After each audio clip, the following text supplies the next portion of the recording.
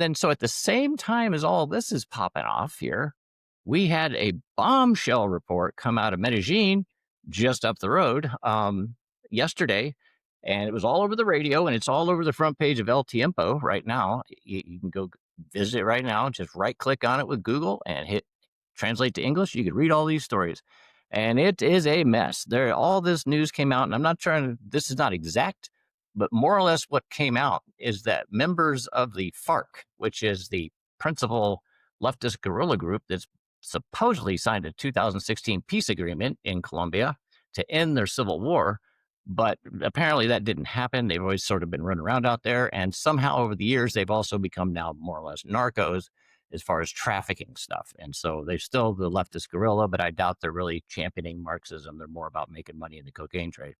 And so, and yes, they are on the list that the United States just designated in Colombia. And so, as this whole thing. At any rate, so what came out yesterday is that the president, Petro, has been in cahoots with the FARC all during his presidency.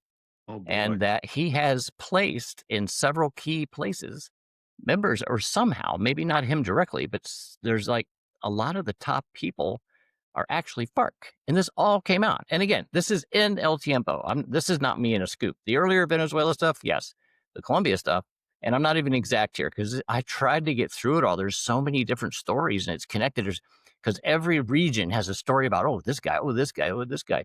It is a mess. And so if that proves true, or whatever, because see, here's why I think it's important.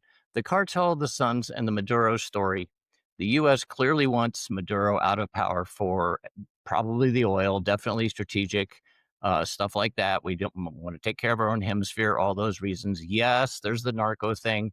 That's there too, and it's great for the public face. It sounds great. And then, and so then they solved that. And they also, perhaps that Alex Jones thing with the voting, that's the thing I was talking about. I forget the guy's name. He had him on the show. And this whole thing about whether or not Venezuela can control elections around the world, oddly, which would actually be happening through Cuba, oddly, which probably would ultimately be Moscow. Russia. Right. I mean, that's just to be expected.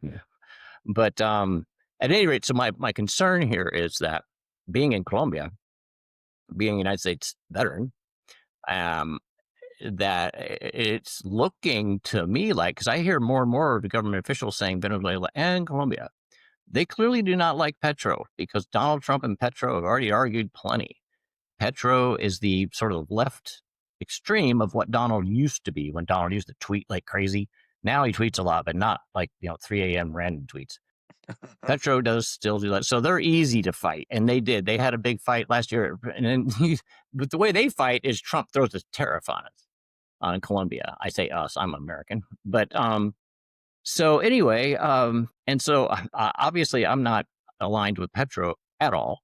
Or that whole wing of it. But so now he can probably, if they can somehow attach him now because of this attachment to the FARC, and if the FARC are now are going to be designated as terrorist organizations, the way they're doing it with Venezuela, then that would implicate Petro as well. And so I'm not saying this is going to happen, but you can see how this could not quickly, but this could unfold by this time next year, or by this time June, of next year, we might be talking about things here. But I think that if that happens, United States, listen, that better not happen. Colombia is the oldest ally in all of Latin America. Their constitution was written in Washington, D.C. Their first name was the United States of Colombia, which it remained for not very long. They changed it.